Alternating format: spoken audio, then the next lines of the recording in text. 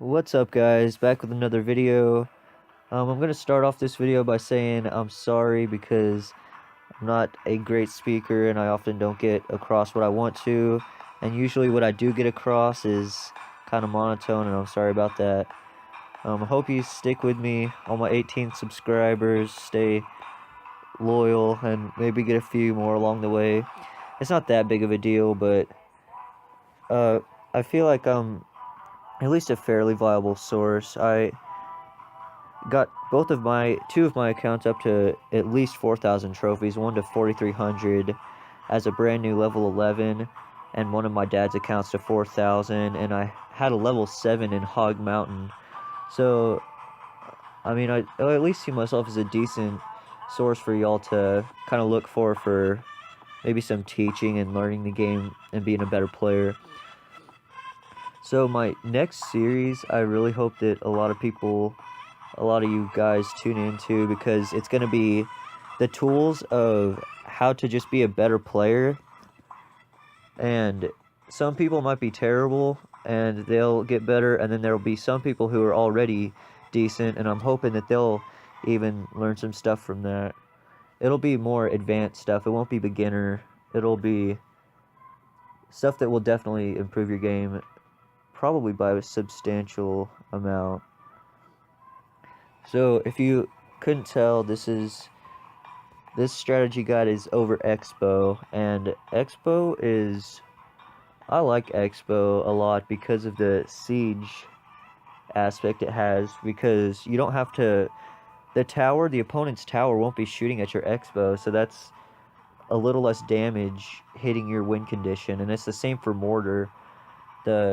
Without the opponent's tower hitting your Xbow or your mortar, it does the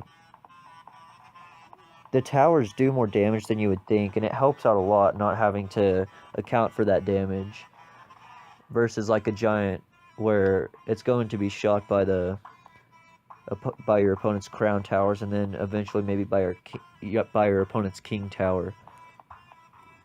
So here Nuvek is playing against a beatdown player. You can see he places Xbow defensively because he's about to end the match, and he's using a cycle Xbow type of deck, which is definitely my favorite. I said in the graveyard video that cycling is very important, and it's important in every deck. Of course, it's hard to cycle with a golem deck, but if you can put little skeletons in there or somehow get some cyclable cards, that would probably be ideal for you. So, how to use the Xbow. You're going to want to place it at the bridge most times, unless you know that your opponent has good counters in hand, such as an RG or maybe like a barbarian hut. You want to save it and play it later on if that's the case. And I want to point out, in this replay, I actually used the Xbow, and mine is level 1, and I think I might have another very low-leveled card. I have a level 1 log. I have some low-leveled cards in this, and I still pull it off. So what you're going to want to try to do with your Xbow, you want to protect it, of course, so that it gets some damage. But I see a lot of times, people, when using the Xbow, will way overextend and defend their Xbow way too much. They're putting everything down, and then they leave themselves with no elixir to defend, and they end up getting overrun because they spent too much on a push. So another thing I want to point out, if your opponent puts a giant in the back, like say the back left lane, you can put an Xbow in the right lane to pressure them, and you need to defend it a little bit, but then you also got to have enough elixir to defend the giant and your opponent's push coming down the lane. So you got to account for a lot of things when using the Xbow. So the Xbow spells you want to use with it, I generally use Fireball. I've seen Rocket with it, Zap, Arrows, and Log all go well with it. And so you can use those. My favorite is Fireball Log combo, and then with the Electro Wizard, to reset Inferno towers. If you don't have Electro Whiz, I would probably put in Zap for the log, because you're going to come across a lot of Infernos, and you've definitely got to be able to counter that with a Zap, or maybe even bring an Ice Spirit or something to deal with that.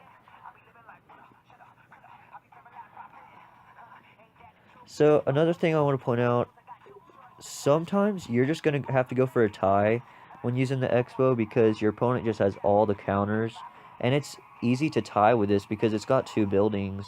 You can set your Xbow up defensively, and then set up your Inferno Tower up defensively, and you should definitely put some other defensive pieces in your Xbow decks.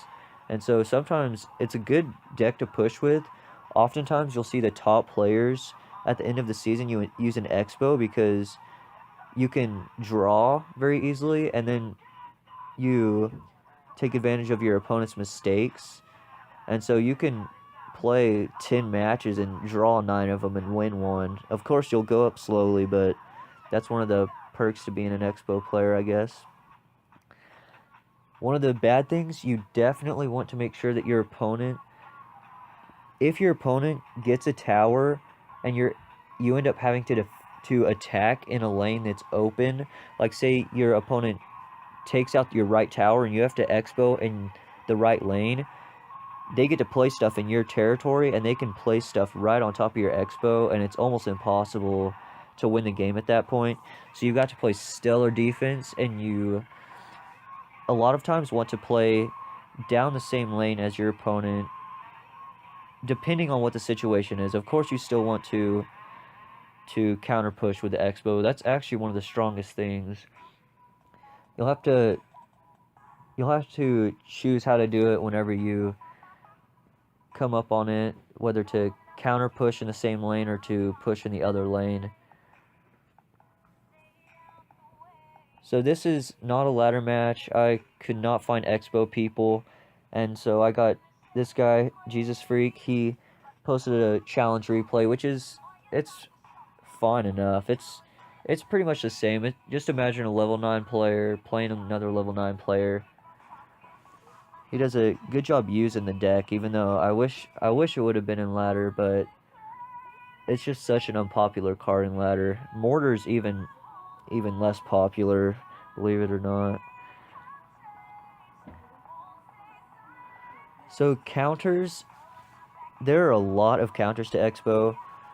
Meat troops like the bowler, the barbarians, the knight, the Inferno Tower's a good defense. And then there are other decent defenses like Tombstone, the skeletons. You've got to watch out for those, and obviously have troops to defend your Xbow. Xbow is a chip. It's generally chip, so you've got to chip out your opponent, and you're not going to get a whole tower generally. And you just saw a text up there. That was my sister. I didn't know that was in the recording, actually. It's a chip deck, like I said, and I've said it a few times now. You're not going to be getting one big push. So if you have whatever you have supporting your Xbow, say you kill the bowler and your Xbow only gets 200 damage on the tower, that's fine. Don't overextend. It's the same with every deck. Don't overextend, because then you get left vulnerable for big pushes.